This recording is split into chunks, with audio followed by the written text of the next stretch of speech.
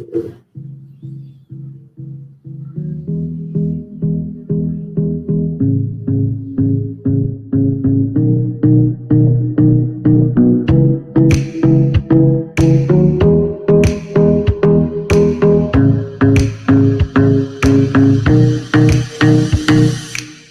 welcome back to another episode of the Spideydude Experience. Thanks for watching and or listening if you're listening to the audio version of our show. Before we get started, I want to give a shout out to our Patreon page, patreon.com/Spideydude Network. That's patreon.com/Spideydude Network. For more information, you want to check it out, be sure to check out our episodes of our other great shows, such as Clone Saga Chronicles, Amazing Spider-Man Classics, Spectacular Radio, and Make My Mayday, and this show, Spideydude Experience. So we want your voice to be heard. Leave us an email at SpideydudeRadioNetwork@gmail.com. Voicemail line, if you want to leave a voicemail, we'll play it on the show. 818-925-6631. Just be sure to tell us what show you're calling about and where you're calling from. And we'll play it on live on the respective shows. You can also leave a review on Spotify and or Apple Podcast and Google Podcast. Whatever podcatcher you are using, be sure to leave us a review and we'll play it on the show. Good, bad, or indifferent. And of course, you can go to our YouTube page. Be sure to like, share, and subscribe. Hit the subscribe button, and don't forget the notification bell if you're watching us or listening to us on YouTube, as we do all these shows live. Do want to give a disclaimer to our audio listeners. For those listening to the audio version, please excuse the references to visual aids and or our live comments, as these shows are, of course, live streamed on our YouTube page. They're also live streamed also on Twitter and Facebook. So Twitter is at Spideydude Radio. Facebook is at Spideydude Network, as well as Instagram. Follow us there. Thank you for listening, of course, and enjoy the rest of this fine program. Hi, everybody. Zach Joyner, webmaster of Spidey-Dude.com and the Spideydude Radio Network, executive producer of the aforementioned shows. In this episode, we are back. It's not a big episode because we're only covering one issue, but we got our usual cast of characters, and I'm really excited to bring it to you and introduce you. First up is P-Thug, aka Hello. Hi. Hi, Paul. How are you? I'm good, man. Just kind of trying to survive, through everything. I'm just kind of bummed out because I don't think I got my comics that I ordered from someone, and not their fault. It's other people's faults, and I'm just kind of bumming. But, I'm excited to talk about Spider-Man because I love Spider-Man. So, and with all you, my homies. So, yeah, I'm excited to talk some Spidey because I love We're kind of Twinkies because you got Amazing Fantasy 15 in the background, and I've got Amazing Fantasy 15 in the background. You call us Twinkies? Yeah, we're kind of Twinkies. Yeah. Oh, I was like Twinkies. I love Twinkies. I haven't had one in like 20 years, but I love them. They're good. Listen. I mean, they're not as good as they used to be, but, Next up, we got our good friend Adam. Oh. Hello, I'm fed. I got my water. I'm ready to go. Yeah. And finally, to round out our Fantastic Four, the Agreeable Neil. There he is. Zach, I have a show. Before? Yes, Neil has a show. It's called the Bogenrieder Variety Hour, and you can check it out on Fridays on twitch.com/Quilsniv. And I think I have that banner somewhere. Find it. Did you know that the Bogan is also it's a work in progress? Isn't the Bogan like an old George Lucas Dark Side reference or something? The Bogan and that's his Asla? last name. No, that's my last name. Oh, my bad. You fail. Yes, Hey, Bogenrieder Variety Hour. AP, is it going to be still on Friday? Yes, it's on Fridays. 8 p.m. Friday. Bogenrieder Variety Hour. Also on Friday, we are going to be doing Make Mine Mayday. So you want to check it out. You can either check it out afterwards, check out Make Mine Mayday afterwards, or you can check out Bogenrieder Variety Hour later on. It'll be streamed not only on Twitch live, but also will be broadcast on YouTube.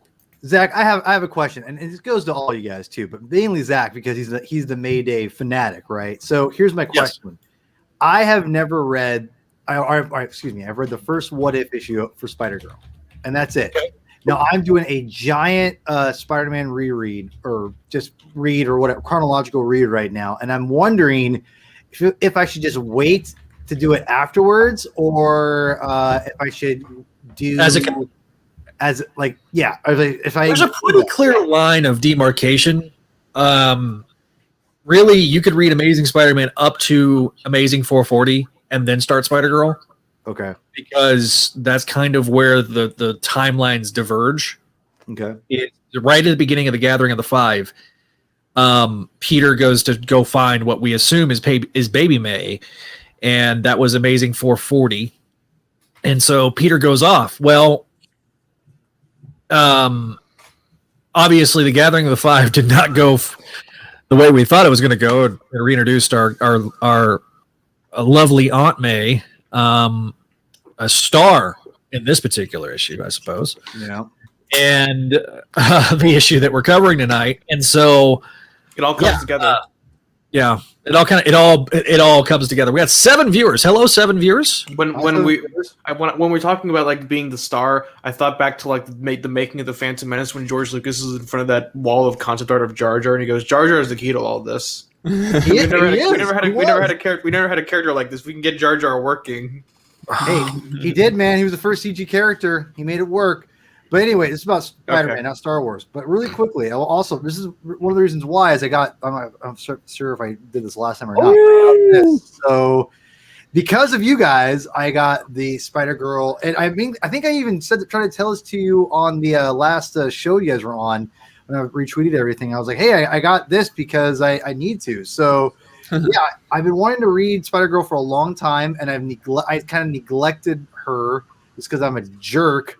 And it just kind of whatever. And finally, since joining the podcast or whatever, the show or with you guys, it kind of made me feel bad that I haven't really done that. So I went on I've gone the prowl and picked this up. I've gotten to pick up the other 2, and I'm excited. So when eventually I get to that point of I could start going to different go to her after on Clone Saga when I get there, because I've already read the Clone Saga or a good chunk of it, but in my chronological read right now, I'll eventually kind of migrate over there and kind of integrate her stuff with that. Because I love the Falco, because I just read, I've always loved the Falco, but I just read this Marvel Team Up issue 99, and it's Spider-Man teams up with Machine Man. And forgot the guy who drew it, but DeFalco wrote it. And he is a master of the 22-page story. He's just so solid. He's not like the Alan Moores or Frank Millers, or he's not groundbreaking. And this is not an indictment by him by any means, but he's just so goddamn thorough when it comes to just doing a 22-page comic book. It's ridiculous. Yeah. I mean, I flipped through it and I'm like, holy crap. I got everything I needed. And it was so entertaining. I'm like, man, who does this as well as he does? I don't know. So anyway, I'm excited to read Spider-Girl because I love Friends, love Olaf, whatever his name is. And I love, thank you. Sorry, I'm bad at pronouncing names. And I love the Falcon. So I'm excited to jump on. So no, it's exciting. I am definitely excited for you to have that. And eventually I think I still haven't gotten a confirmation as to when Volume 3 is coming out, but Volumes 1 and 2 are out. Volume 3 is coming out later this year. I'm assuming it's going to be May. I'm hoping we'll get that confirmation in the May solicitation. I thought it already is out. I see it all over online. Volume 3? Maybe I'm wrong. Maybe I'm wrong. Coming out soon. Because there's the Volume 3 of the digest, and then there's the Volume 3 of the complete collection. So it's coming out soon. Okay, cool.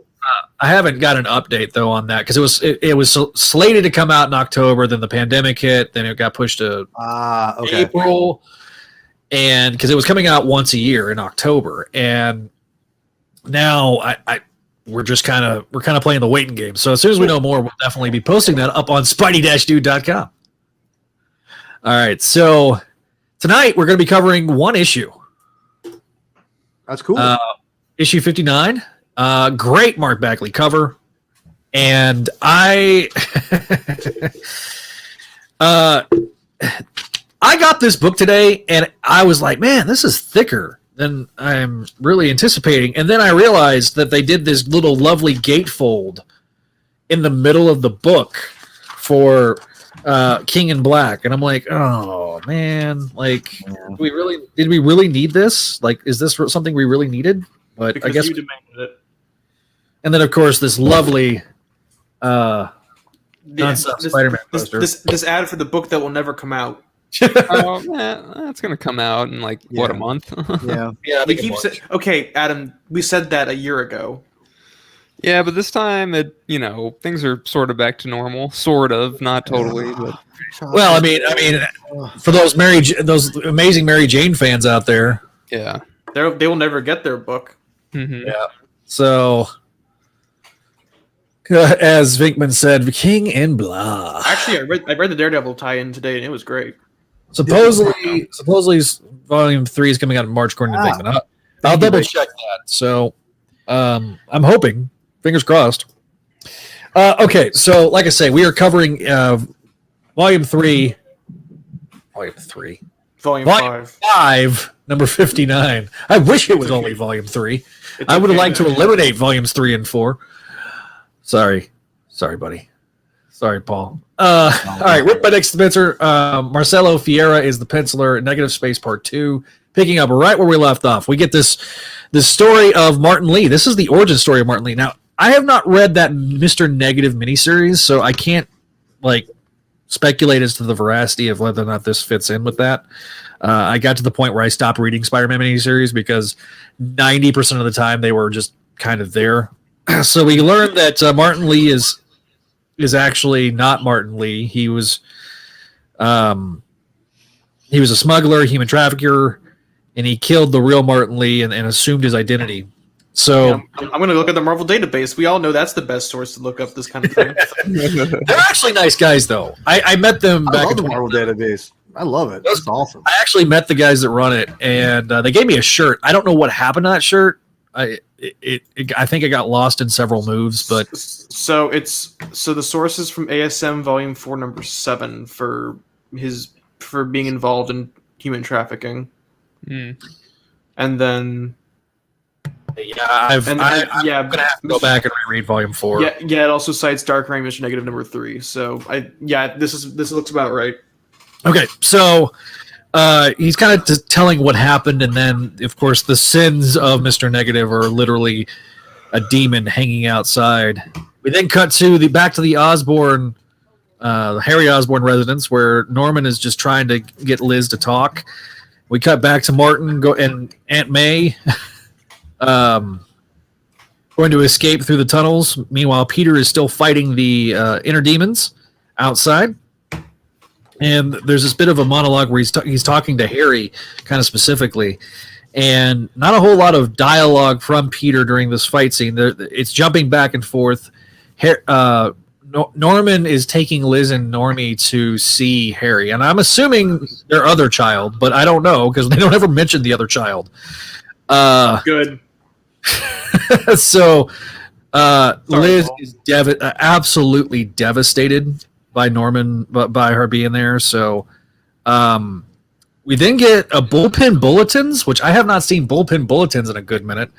Spotlight on Jed McKay. If you have not read the Black Cat series, I highly recommend it. I've really enjoyed it. So needless to say, Aunt May then gets taken hostage, and just when you think that Aunt May is going to get her head cut off, and I would be so happy. What the fuck? Jeez. I have it out for Aunt May. I'm sorry. Until JMS, I felt like Aunt May was like the most worthless character in the world. I get guys, it. She's just dead weight. Toss her off the side of the boat. Exactly. Toss her off the bridge instead. God. So, needless to say, Martin Lee comes in, is like, look, don't harm her. We're not defined by our sins. Then the big giant demon infuses himself into Martin Lee, and then Mr. Negative's like, it's good to be home, and he's like, oh, I'm gonna avoid destroying everything because I'm a good guy. Meanwhile, Kingpin comes in, arrests Martin Lee. Now, obviously, we the reader know what's going on. After this big giant gatefold cover gallery for King in Black, we then kind of get to where Fisk is like, you better have what I'm after, Lee. So Aunt May, he apologizes to Aunt May. Peter swings off, changes into Peter Parker. Aunt May starts getting suspicious, as she should, because he's bleeding. So May's like, maybe we're going to get a discount for all the repeat business and repairs. So there's a discussion between Peter and Aunt May, and Peter kind of, gives Aunt May a pep talk. Meanwhile, speaking of pep talks, we go back to the Osborn residence, where Normie and Norman actually. Because Harry's stuck in the box still.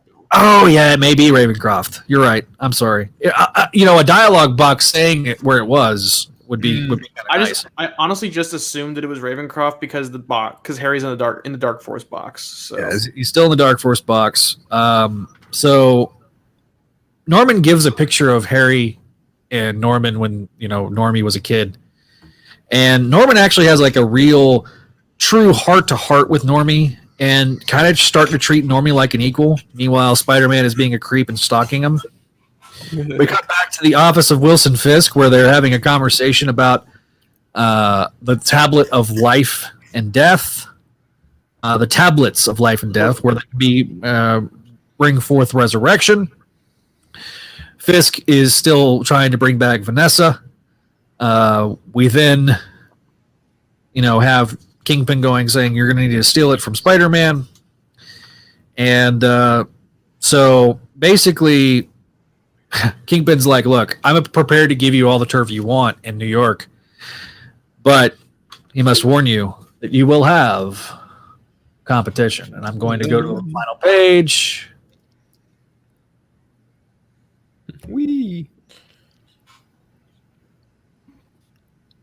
There you go. If you're watching us, bam, there it is. You spoiled it. I don't know who this woman is. It's Black Mariah. It's Black Mariah. Yeah, it's Black Mariah. That's Black Mariah. Yeah. Okay, I had no idea who she was. I don't know who that guy is. Yeah, I don't know who this. Oh, is that Cottonmouth? Diamondback. It's Diamondback from Bendis' Defenders run. Okay, so you got So for our audio listeners, you got Kingpin's kind of grotesque face. Wait, Paul, did you not read Bendis' Defenders? I did. I thought that was Cottonmouth. No, that was Diamondback. It's either Cottonmouth or Diamondback. All right, so we got Owl, we got Hammerhead. Whichever one was in the Luke Cage series. We have the head of Silver. I thought that was. Oh, you're right. It was. I was getting Cottonmouth and him. You're right. It was Diamondback. I apologize. Sorry, who's the guy in the black mask?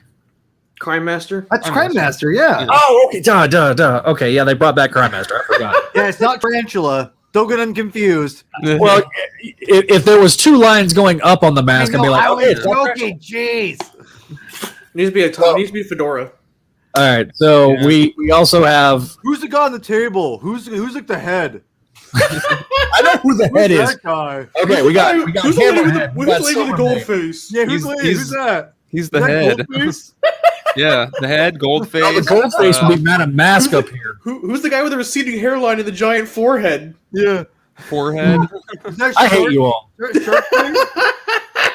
Who's the guy with the hair that's like trying to be like Wolverine, but not really in the far upper left? And that would be the Owl. Oh, he's got claws too, right? He's Wolverine, guys. So for our audio listeners that are not, who's the guy who's all white right there next to Black Mariah? That'd be Tombstone. All right, so let me run down the crime boss, Mr. Negative. That's the joke. I know, but I'm thinking about my audio listeners, audio. I'm telling audio listeners, watch us too, and listen to our beautiful voices. There you go. Exactly. Yeah. So we got Owl, we got Hammerhead, we got Crime Master, we got Black Mariah, we got Silvermane's head, not attached to an RC car, which I'm very disappointed in. We have Kingpin, Tombstone, Madam Mask, and Goldface. Yeah. I kind of like that name for her now, Goldface.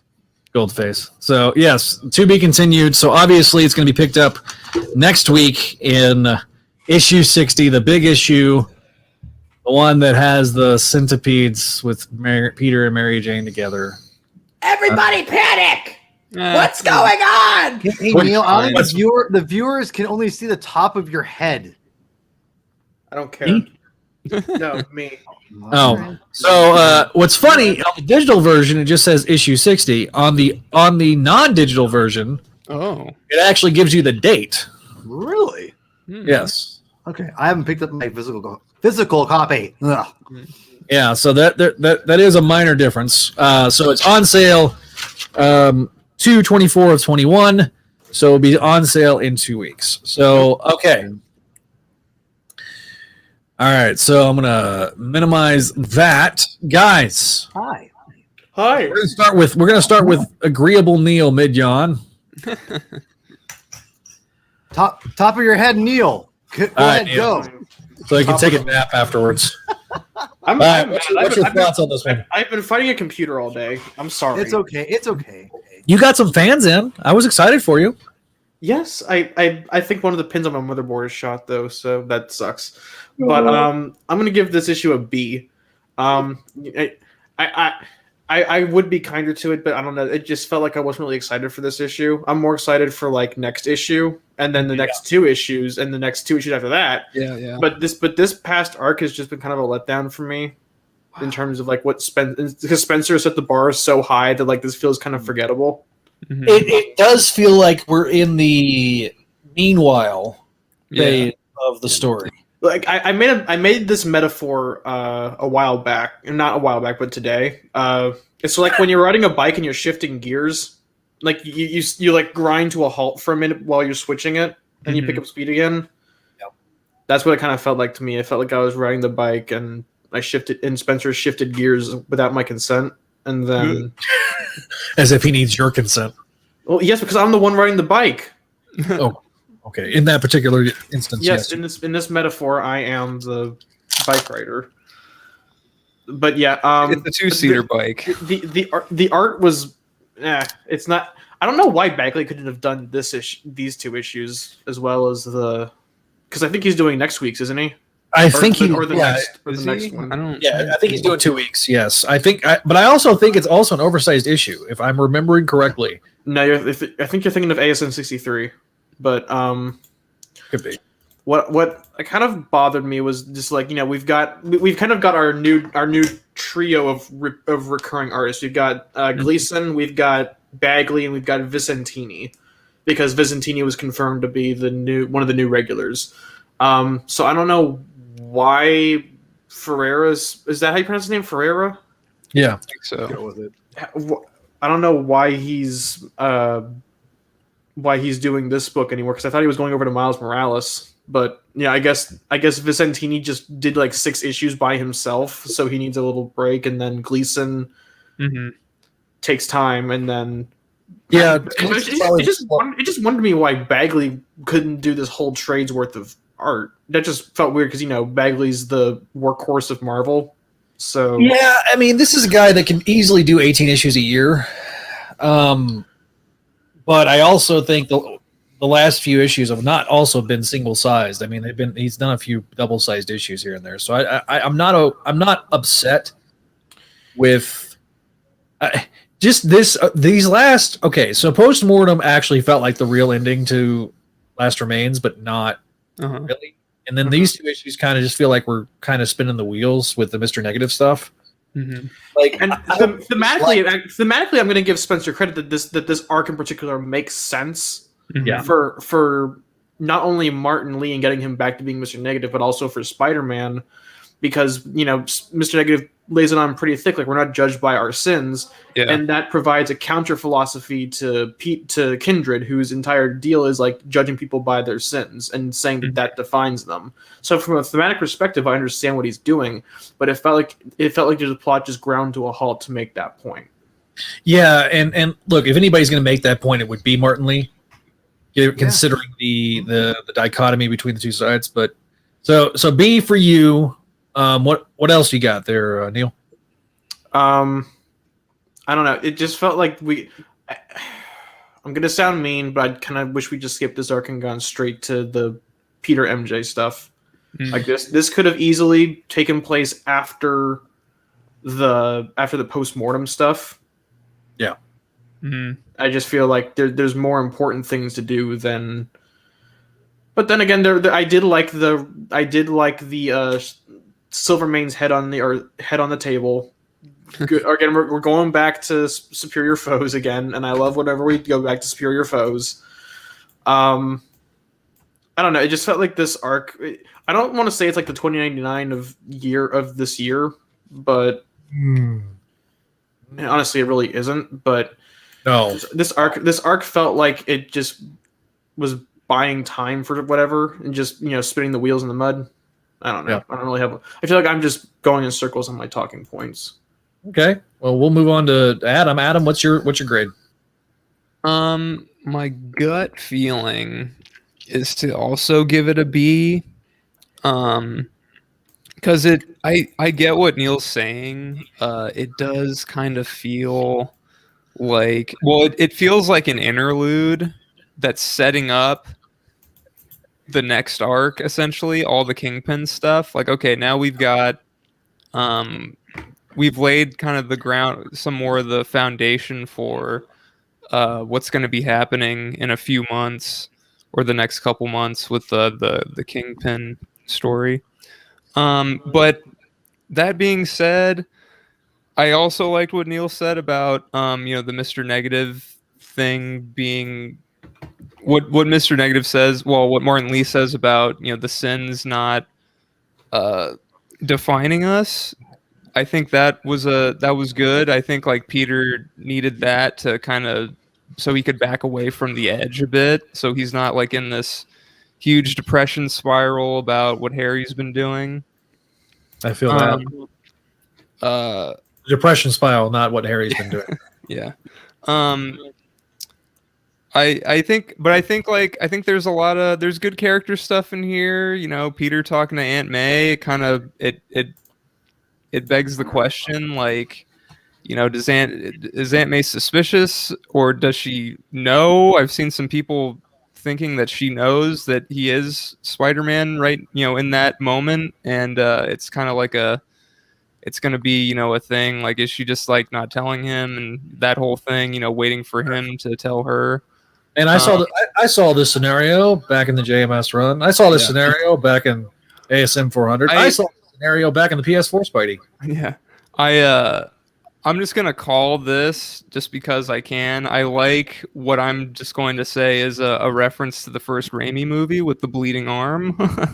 Because it's kind of the same thing as the... Up here, you brought the cranberry sauce. Yeah. He had to beat an old lady with a stick. Peter grabs Aunt May's broom. Whack! Yeah, I like that. I like that moment between them. It was a good moment. I think the Normie and Norman conversation is interesting. Again, some nice character stuff there. The art, I think last issue's art was better. This is still fine by me. I don't know. I don't hate it really. You're the art apologist. Sure, yeah. Chill.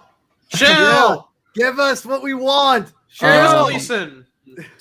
Yeah, I do. I actually I can't wait for Gleason to come back though. I think everyone. Draw the Power Rangers, dude. Oh yeah, the power. Yeah. Yeah, I mean, it's not a bad issue. Like, I think people. I don't know if. I mean, I hate to say this. People aren't going to be chomping at the bit to reread it. But I think like when the run's over, you read it and it's part of it, and yeah, I mean it's fine. It's like I already said, it's setting up. It's a little interlude that's setting the stage for the next couple months, and that's fine. I mean, and I'm excited for that stuff coming up. So yeah. Yeah, and I think that's kind of all I got, really. All right, Paul. All right, you guys. Let me show you how it's done. No, I'm just kidding. Uh-oh. No, here's the deal. He's gonna drop some sick ass beats. I have a sick ass beat. No. I think everyone brings up great points about these last two issues, and I think there's a lot of valid criticism of. I say valid criticism because I think that yes. Last Remains didn't exactly end the way that you all or what we thought would have more of a climatic kind of definitive ending where it just kind of, again, I don't want to rehash what I've said before, but again, Rick Spencer is giving us something that his run is not just Last Remains and then he's going to restart the whole thing over again. Yeah. No, and this is why I like it. This is why I like these last couple issues, is because he's setting up everything that he wants to have done. Mhm. And now we're getting to this point where he's setting up not just, I think, these villains, but Peter, where he's at emotionally. Yes, we know Peter is in a vulnerable spot. And was that? Hello? Oh, Sorry, that was me. My Oh, bad. that's good. Very good. So what I appreciate about what Nick Spencer is doing with this last couple issues, and I think a lot of people don't like it, and I think it's valid. You know, everyone's opinions are valid, but for me, it works because we see Peter get upset and get thrashed in Last Remains.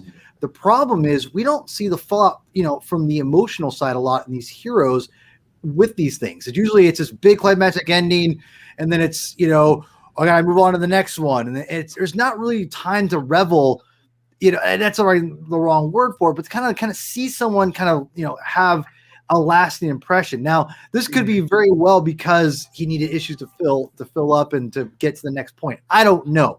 It doesn't feel that way to me. It really doesn't. It really feels that he wants to show us how Peter is struggling emotionally from everything. And Neil, you brought up a great point about how Mr. Negative brings out that whole idea of the sins don't define us. Well, think about this. That's like that's what the whole point of the great power comes great responsibility thing with Uncle Ben comes in, is the fact that sin doesn't define him, and it shouldn't, because if it did, like, Peter would obviously just melt away, because he would put all that guilt on himself for his uncle dying. But even though he does blame himself and he's defined by guilt, he had to forgive himself to keep being that hero that he is. And it's interesting that I think this is kind of like the moral of this last couple of issues. And I think that we're also getting from Last Remains and with Kindred himself is that the sins don't define you. The sins don't make you who you are. You are who you are. They can help shape you and help educate you, and you can grow from them, but they don't define who you are. And that's really interesting, because then you bring in the Sin Eater in. He set up a lot of emotional stakes in these last couple of issues. And I think a lot of people it'll be easy for them to, I think, just kind of like, I don't care about this. I think there's more at stake emotionally here than we're given credit for, at least in my opinion. And I think that the Mr. Negative is definitely the physical attribute of that. And we see that with, the fact that we have Martin Lee. He's this good person, but he's also got Mr. Negative, side with it as well.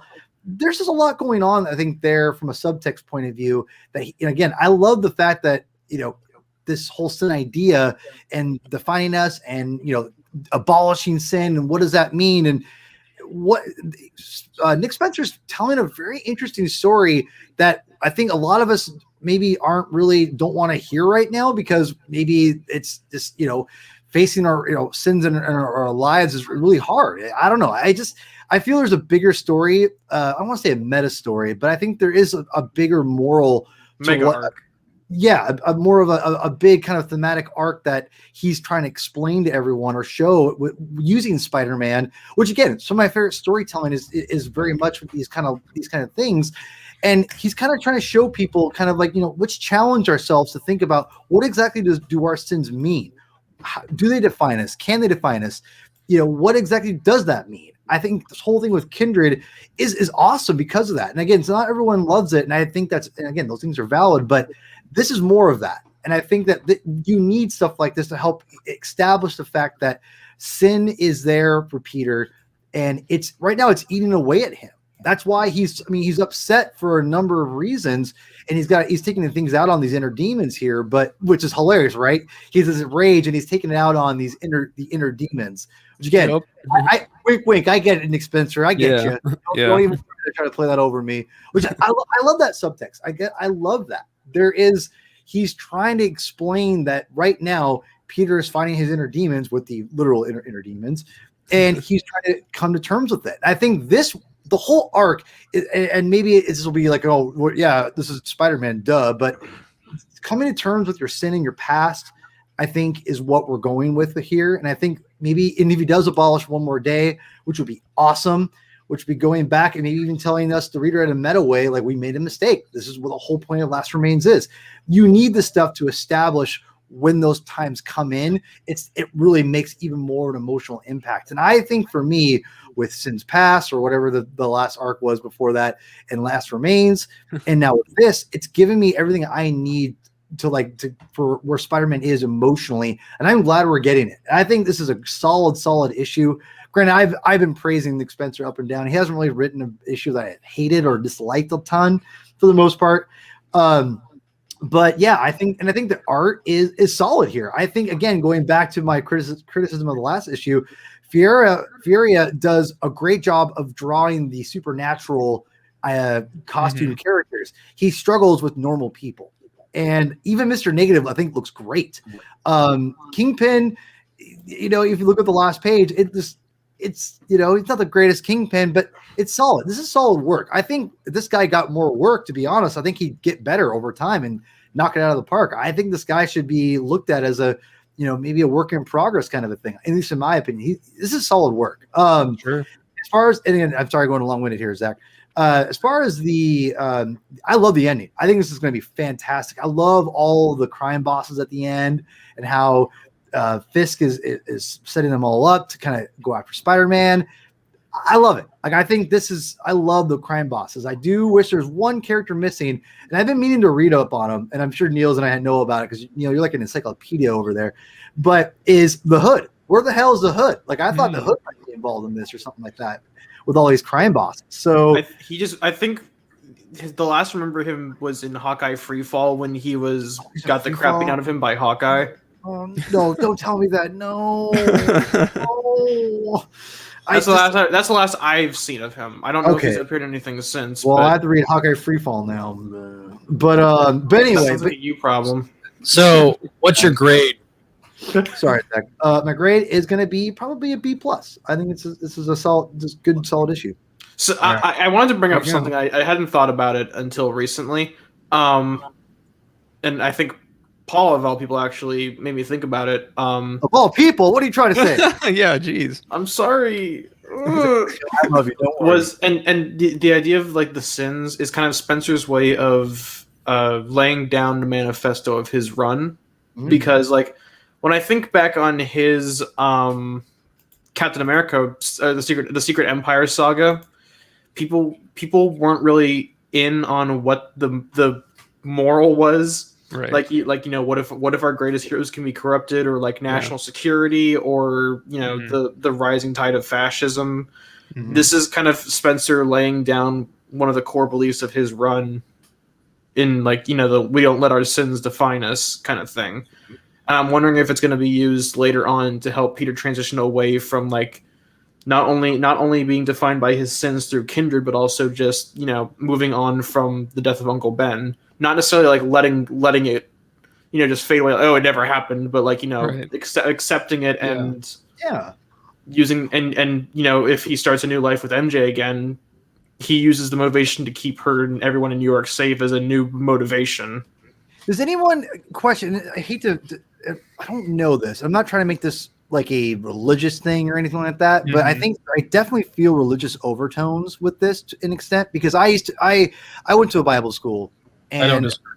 And Zach, I'm curious. This goes to everyone. I'm not sure what is Nick Spencer's past, but I sense there is some kind of Christian, and not it's he's trying to preach to anyone by any means, but I feel that there's an overtone of that theme of forgiveness and sins and things like that. It feels like, does he have a history? Has he ever talked about growing up in a church family or something like that? I don't think so. The way I see it, he's using Christianity mostly because Christianity is kind of the default religion in the United States. Mm-hmm. Yeah, if it took place in China, it would have Taoism as as a religious connotation. But because we're in the U.S. and Christianity is considered the default. Well, it's not just it's various denominations, but also. Most of the Western world. Well, I know, but this is made in the U.S., so I'm using the U.S. as the focal point. Okay. Well, and I'm not disagreeing with your statement. I'm just saying that there's very well, and it's not just even Christianity too. There's similar overtones especially in Judaism, because obviously Christianity came from Judaism, and then of course, And Islam, all the Abrahamic religions. Yeah. Even Islam has some of those themes too. So any of the Abrahamic religions are going to have that. God, we're getting really deep in the weeds. So this is good. This is what I think Spencer is doing, though. Like, legitimately, I don't think this is like necessarily like. I think this is exactly what he wants. To be quite honest, in my opinion. Yeah. So, and I don't disagree with a lot of what you guys said. I was underwhelmed by this issue. I'm giving it a B-. Because took the average right down. I did. The problem that I have with it, I'm not a huge fan of this artwork, and it's because of the fact that Preach, brother. Preach, brother Zach. The problem I have with it, I think, is the coloring as well as the inks. So it's not just the art itself; it's the details on top of the art. Yes. So like when I look at like the I would agree with that, Zach. The opening page kind of I don't hate some of the stylistic choices that were made. The black and white shading, on one side it's the light and the darkness, and you're trying to put that dichotomy with Mr. Negative. But colors are hard. The stuff with Norman and Liz, just the human people are kind of just there. The Spider-Man stuff I felt was better last issue because there was much more. It was much more a fight issue. Most of the Spider-Man aspects of this issue are not really there. Yeah. At times, I look at certain pages and I'm like, okay, I'm really getting a Steve McNiven vibe a lot, which I completely understand, especially when I'm looking at like the pages where they're going back and forth between Norman, going to Ravencroft and Spidey fighting the inner demons.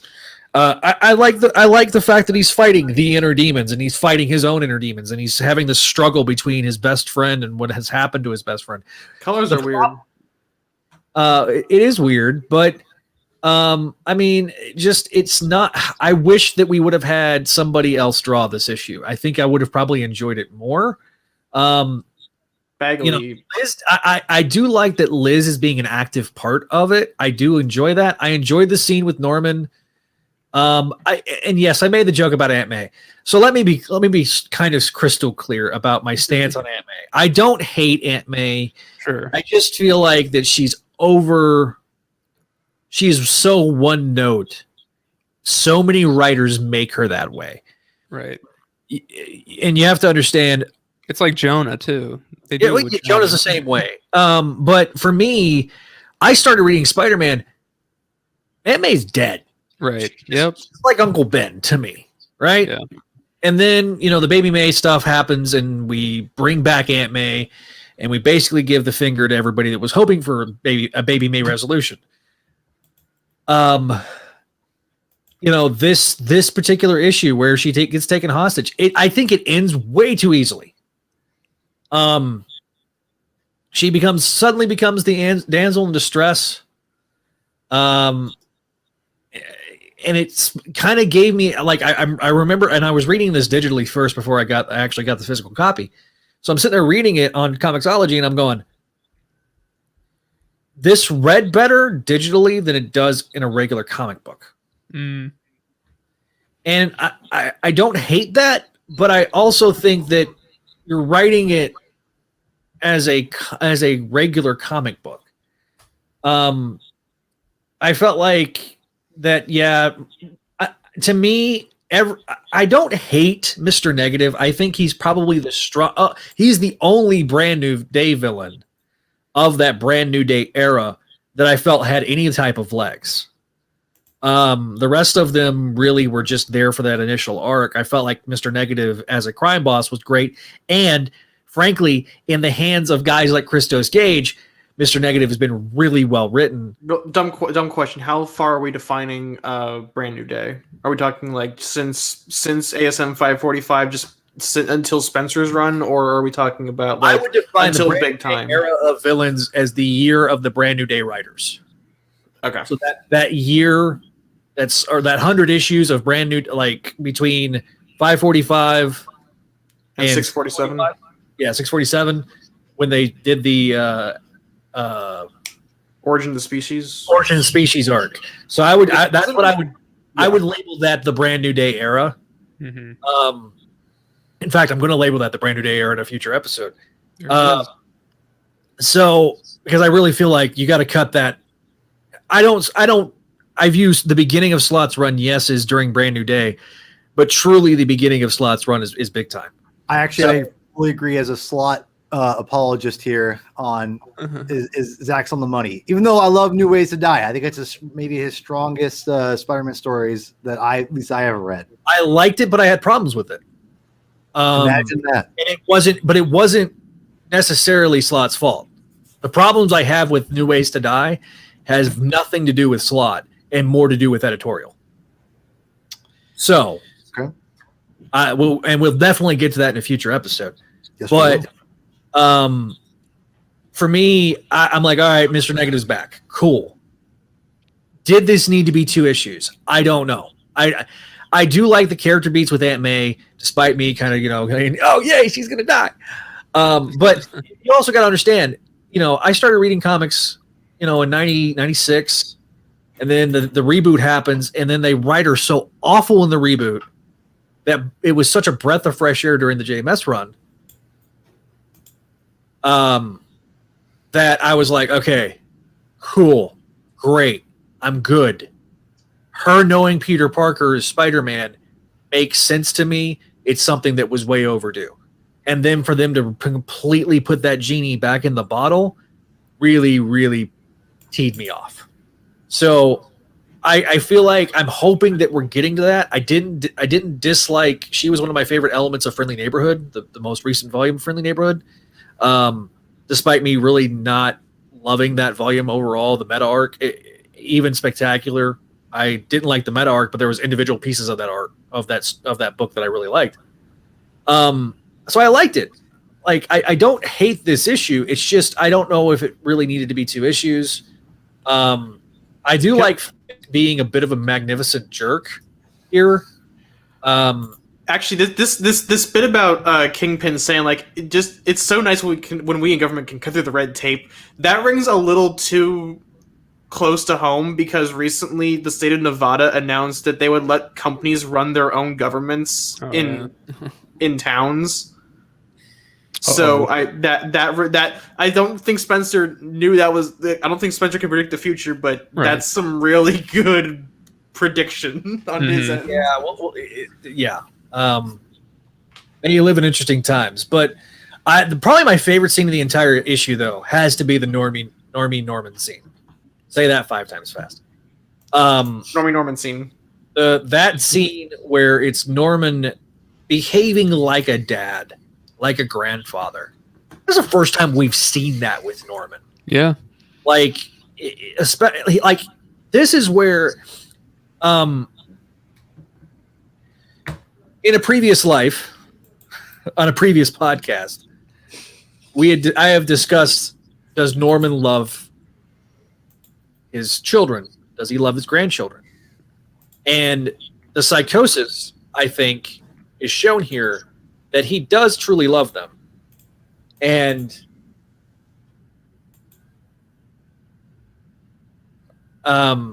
so like this scene really kind of encapsulates to me that we were able to see him show that affection, show that love, and show that there was a point in his life that he wasn't all bad. That his relationship with Harry wasn't all bad, that it wasn't terrible. But I do feel like that we definitely have gotten to see another side of Norman. So I feel like is making Norman much more three-dimensional than just being, cackling evil guy. Psychotic hates. man.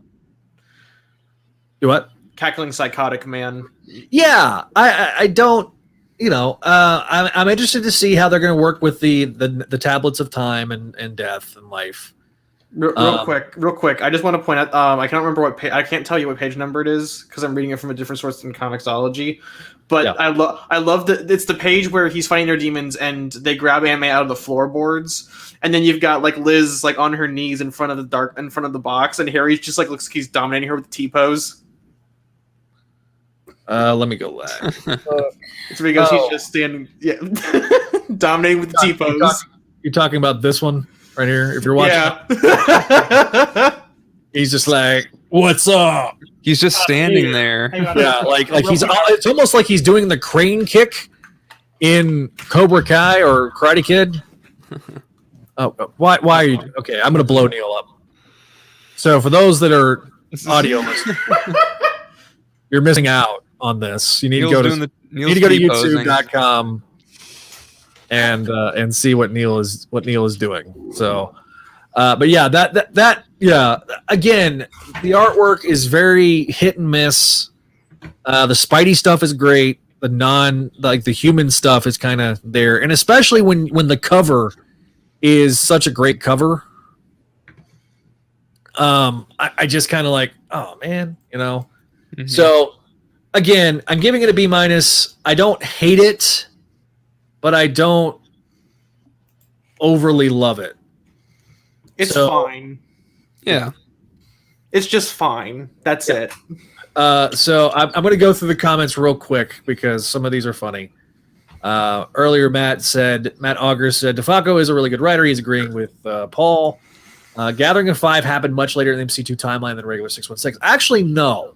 But it wasn't brought into... We didn't learn what happened until much later, until around Spider-Girl 50. So, Venkman told us that supposedly Volume 3 of Spider-Girl is coming out in March. Venkman? Bring Venkman, the head of the Silvermane.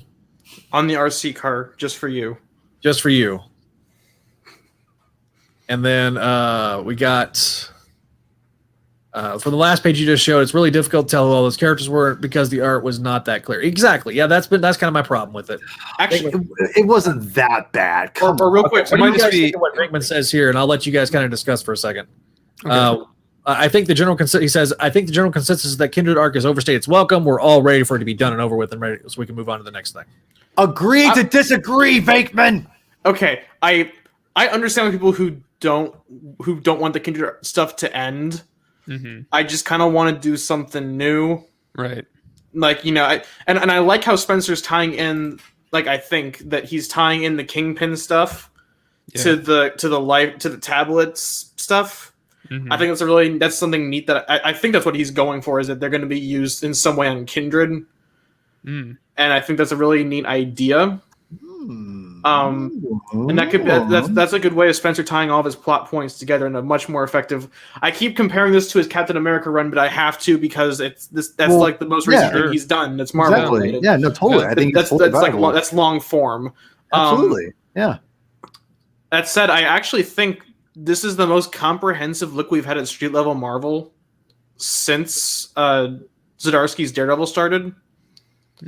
Because like you've got all the crime families doing their own thing in Zdarsky's Daredevil, but now they're all competing, I guess, for the. They never explain.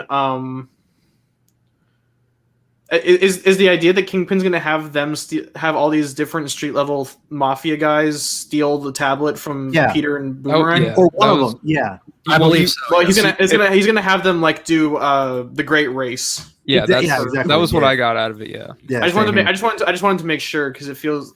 I don't want to say counterproductive, but they're going to tear. I kind of feel like they're trying to go for a bit of a reverse Ocean's 11 theme, where it's not superior foes. Exactly. So, like I say, I'm at the point now where I feel like we're finally starting to progress into year 2. Mm-hmm. But year 3, you mean? Year 3. I don't know. I'm kind of with you guys. I do. On one hand, I just want it to progress. I'm okay with with there being a slow burn on this story, but I just want it to progress. It's progressed. And to be fair, we are ever since the reveal, to Peter that it is Harry. It's like we've just been on neutral for 5 or 6 issues. In So fairness, I'm there ready to kind of have been in let's fairness kick it there back have up. been. And let's kind of progress. And that's where probably the biggest problem is it's like right now we got a lot of subplots. I'm not hating it. Don't misunderstand. But I just get a little frustrated with it in terms of how it's being portrayed. In fairness, Zach, I will be honest. Like I went and did like an entire little. I sent McNulty a little like mini essay detailing like the mini cogs in Spencer's machine that are actually spinning. I didn't think about it, but then I went back and looked at all the different plot points, and there actually is some progression. It's just not easily accessible to people who aren't really like paying attention to like every single little detail like people like you and me are. Like I did a whole little like a mini rant about how Betty Brant could be connected to the Kindred stuff because of where Kingpin found Kindred. Mm-hmm. Yeah, I mean that's something that we haven't seen in a while, and I'm ready for it to I'm ready for there to be a resolution on that, or just be touched upon, because we haven't heard from Betty since the beginning of this volume. No, we have ASM 37. Okay, but like outside of that one brief like side phone call, we haven't seen Betty on screen. Was she even in ASM number 1? She was on the cover. No, I don't think so. She was on the cover, yeah. So, like I say, I'm at the point now where we'll see what happens, but like we're moving to a plot. I'm fine with this for now because we're moving to a plot point that I've been looking forward to. Yeah. So I'm willing to be okay with it. Oh, that's a good question, actually. That if Spencer relishes or if he wants to tell new stories, I think Spencer's gonna take having his cake and eating it too in that regard. Yeah, 100% we're agree. like He's doing both. where he's going out of his way to like fix the problems that Spider-Man's had for a while now, but he's also taking the time to like do his own stories because like the Boomerang Kingpin stuff that's completely separate from the Kindred stuff, and I mentioned earlier it's going to probably tie in together at some point. That is a good point. Yeah. I think that's starting to tie in though, because like when you look at it, like now that Kindred's been captured by Kingpin, He's in the box. He's kind of now Kingpin's starting to make his move and trying to revive Vanessa, which I like that as a motivation for Kingpin. So Absolutely, yeah. Spider-Verse time, baby. Yeah.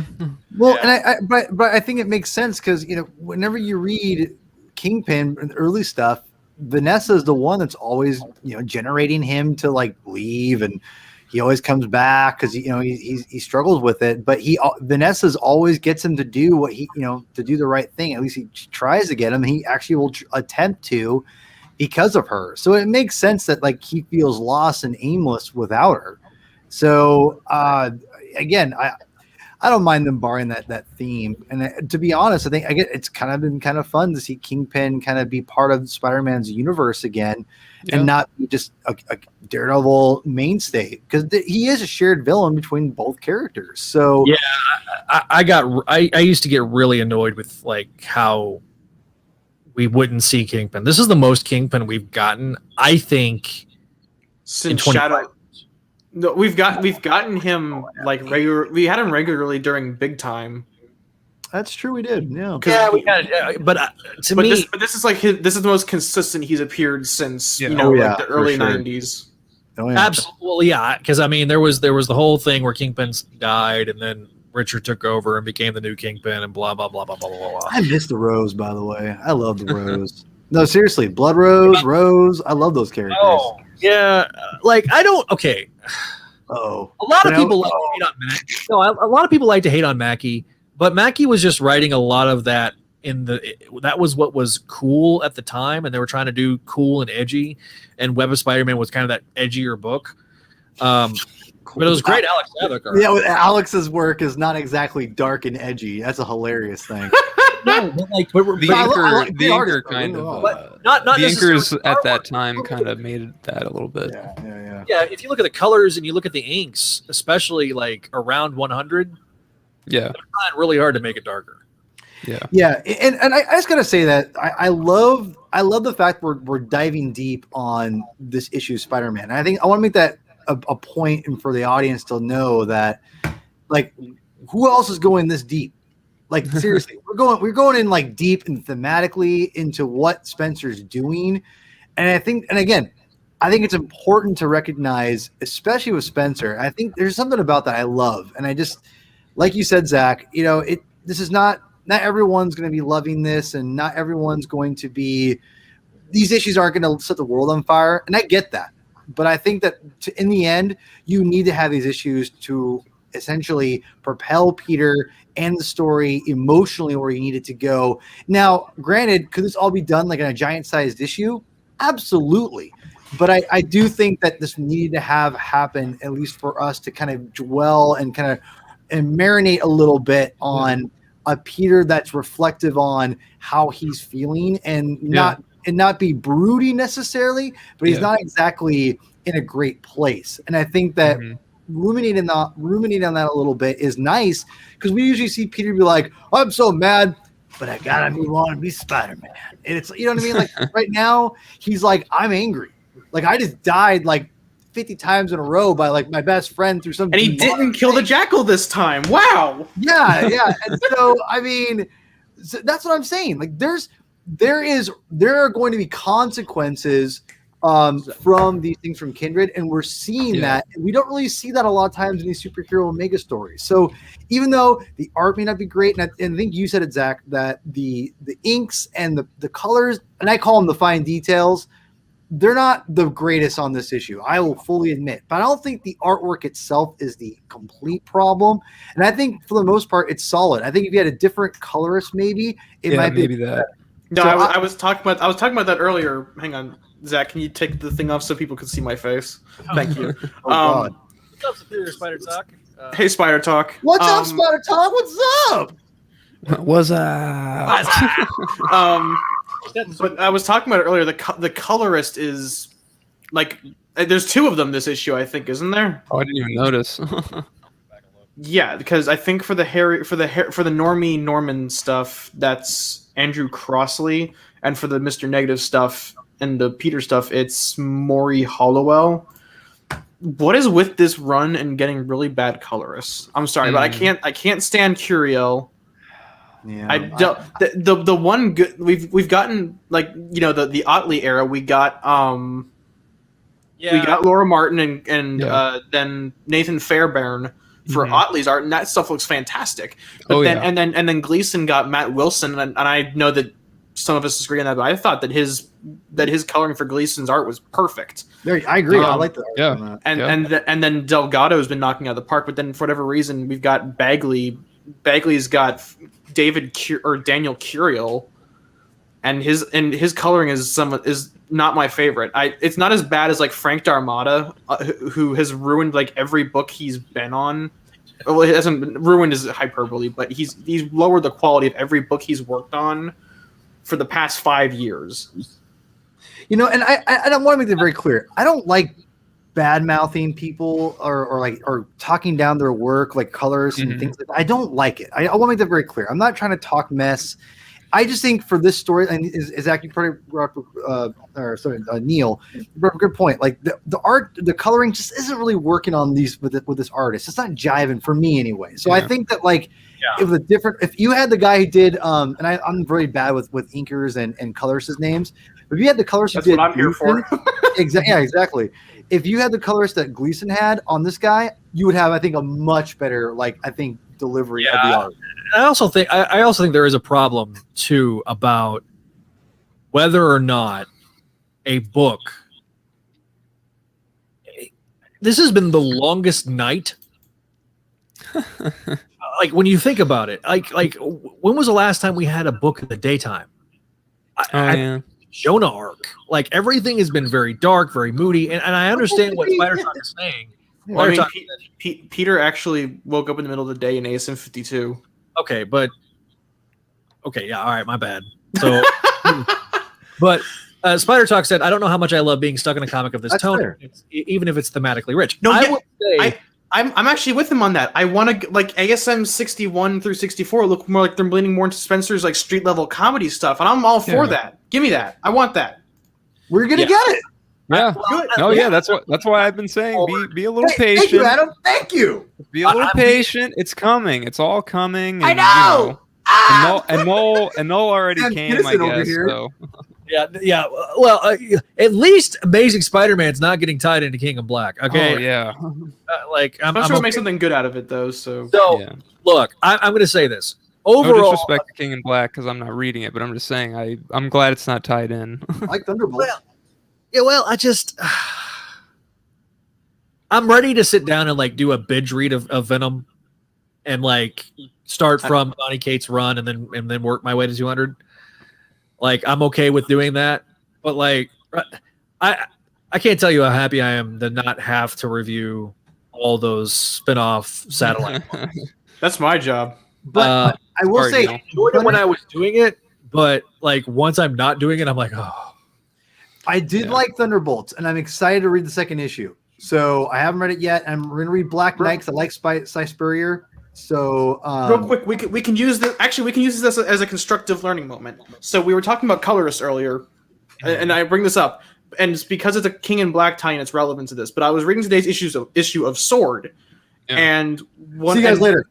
Right, I'm just kidding. I'm just kidding. And one of the things I was worried about was the book had 4 different artists. You had Valerio Schiti, Nico Leon, Bernard Chang, and Ray Anthony Heights. And I was like, what is happening?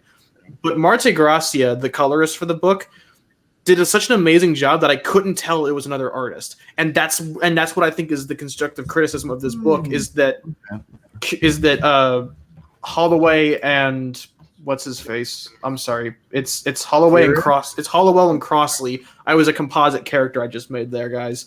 But the composite character of Hollowly, they're not good. They're not good for this type of artwork. If you got someone who could make it more effortlessly blend together and make a better product, then let's do it. I'm hoping Gleason comes back for with Delgado for 61 and 62. That's all I got. I use this constructively. I'm a good boy. Of course. Not a kid. There you go. All right. Final thoughts for everybody. This is why I love. That's why I love comics. This is why I love discussion. This is great. Yeah. This is what I live for, man. I'm really excited that we're finally caught up with these issues, and that we can kind of, now that we've got through all the Spencer stuff, and we're to this point where we can kind of take an hour with the three of us to talk about an issue. I'm really excited. I do want to thank everybody that's watching right now. So thanks SoFlo. SoFlo Entertainment, go check him out on YouTube. He actually beat us by several hours for reviewing this issue. So boy. Good job, SoFlo. Spider Talk, we're going to have to do something soon. Yeah, Spider. man. You know your season 5 is about to start, so check them out. If I'm assuming if you have not check them out, do so. Same thing with Walden Web Snappers. Those guys keep reviewing like Spider-Man and other mediums, and so that'll be fun. One of these days, we're gonna do like this big old podcasting, powwow. I love it. Oh, there you go. That's one of my for 2021. Speaking of, and I'm going to kind of monologue here, and then we'll kind of wrap things up for the episode. Monologue. I'm out. See you. I'm just kidding. So next week, one of the things that we're the next Saturday, we're going to be recording the final episode of Spectacular Radio. So get your voicemails and your emails in so we can get it on that final recording. I'll be pushing that pretty heavily over the next few days. But one thing that I'm going to briefly mention on that show, but I'm not going to get into explicit detail because next week on Spideydude Experience, we're talking about the Save Spectacular Spider-Man hashtag. Not talking bad about anybody, but I'm going to talk. I'm going to break down what Vic and what Greg Wiseman said, and we're going to break it down. We're going to go through. I'm going to acknowledge all the things that have been thrown at me because I've had a lot of tweets. It's been our biggest, most traffic. Like we've gotten more likes and retweets on that Twitter thread than any other. And so I know there's a lot of people that are they got it trending. I don't know if it was worldwide or if it was or what, but they did a great job last weekend as of this recording. And so I'm going to talk about it. I'm going to spend an hour. We're not going to review anything. I'm just going to go through. I'm going to try to break down as much as I can what we do know for sure about the rights, what we don't know, and again, we're going to break down. I've isolated the audio. I will forever have it as a clip because it needs to be played as many times as possible because it's talking about the reality of the situation of what happened with Spectacular Spider-Man, why it's not been revived, and it's not as simple as bringing Gargoyles back or bringing Young Justice back or doing the Snyder Cut. There's two daddies right now. You got Marvel and you've got Sony, and there's this tug of war, and there's some logic that needs to be thrown out.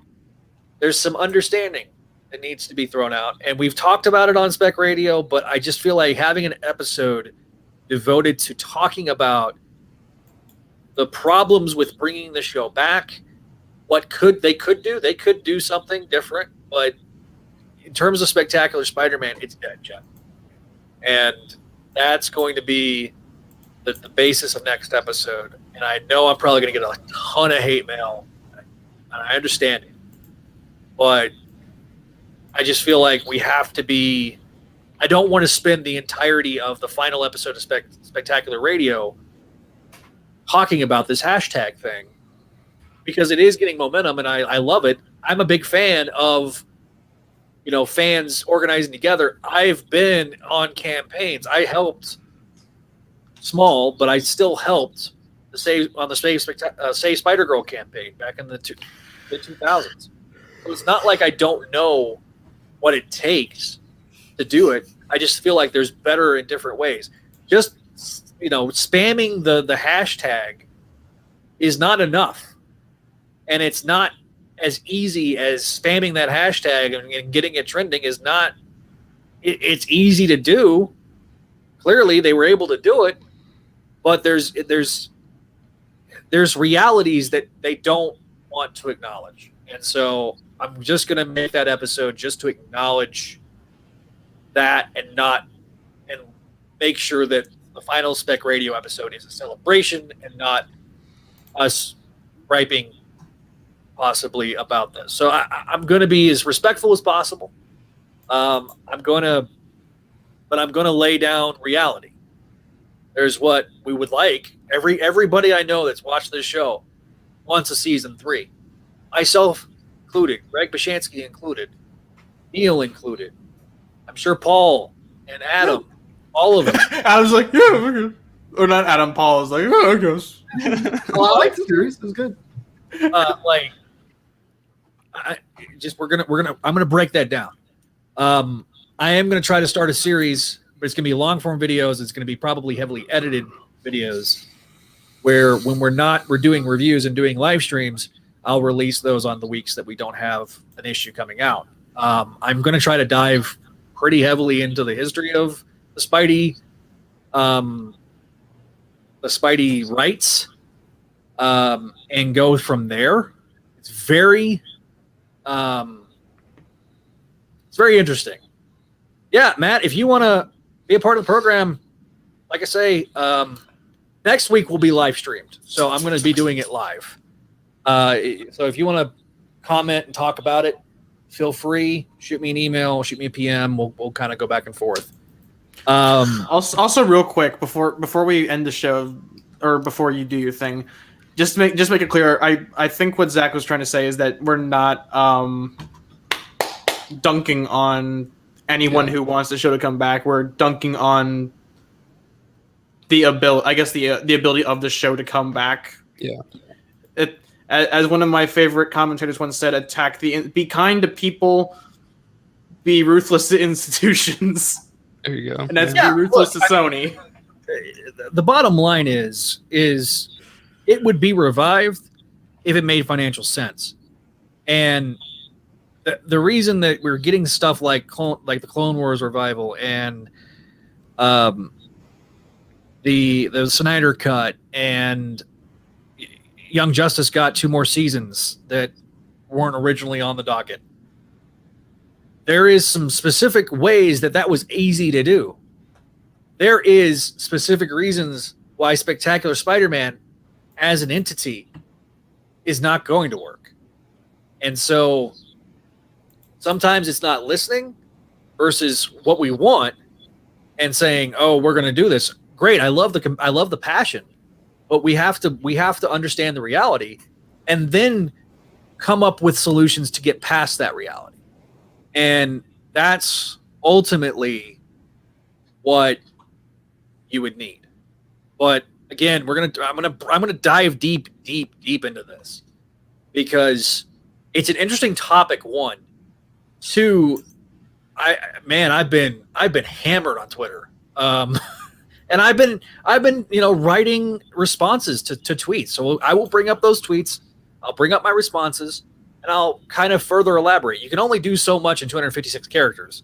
So doing an entire episode, I think, will kind of bring all that together. And I'm hoping that the episode will translate well. And there will be some people on the network on it. Matt, like I said, get with me and we'll try to figure something out.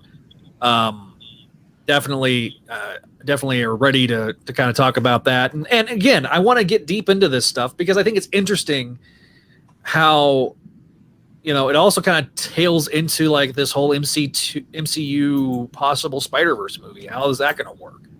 I know what's desired, but by the way, Paul, Tom Holland basically threw a bunch of cold water on it. So what? I'm sorry.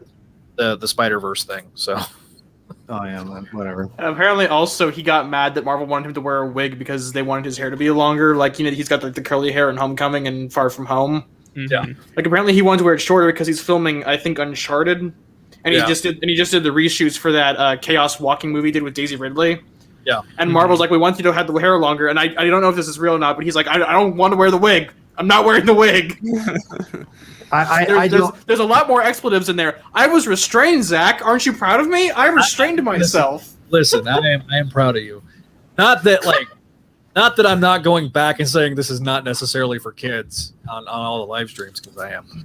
But listen, if you like the show, before I do that, gentlemen, final thoughts on what I just talked about. Go. It was an okay issue. I like Spider-Man.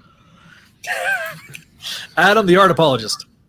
I liked the past two issues. I agree with what Paul said about the Peter stuff, like really exploring that side of it.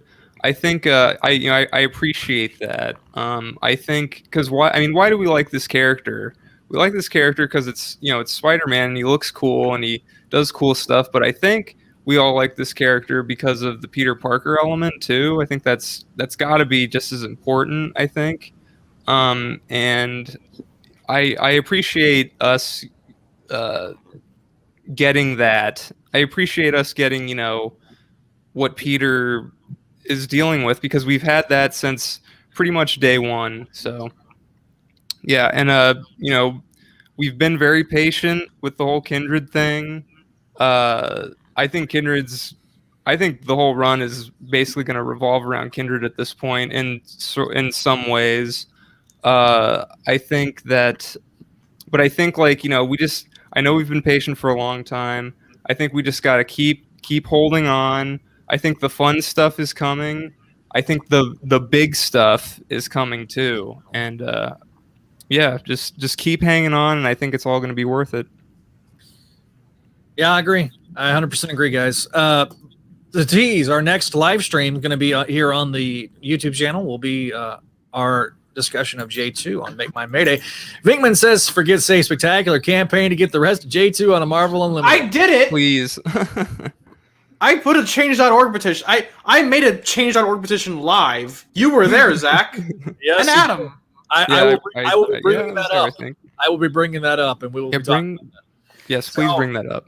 and also, I have my show on Friday. Be there, guys. Yeah, if you're square with the Bogenrieder Variety Hour, be there for Make My Mayday, and we'll definitely be. We're going to figure out a time where we're all our schedules we're not crossing over with the streams like with Neil and stuff like that. So, stay tuned for more on that. So to wrap this episode up, once again, I want to spotlight our good friend. Yeah, that's just stop that. Whoops. All right. Gotta get the right screen open. All right. Be sure to go to our Patreon page at patreon.com/Spideydude Network. And you can become a Patreon like Vinkman. He is a VIP, Spideydude VIP. Thank you again, Vinkman, for that. If you like this show, be sure to give us 5 stars on your favorite podcasting platforms like Apple Podcasts, Google Podcasts, Spotify Podcasts. Coming soon will be all on Amazon Music Podcast as well. So check that out. Of course, go to our YouTube page, become a subscriber, like, share, and subscribe.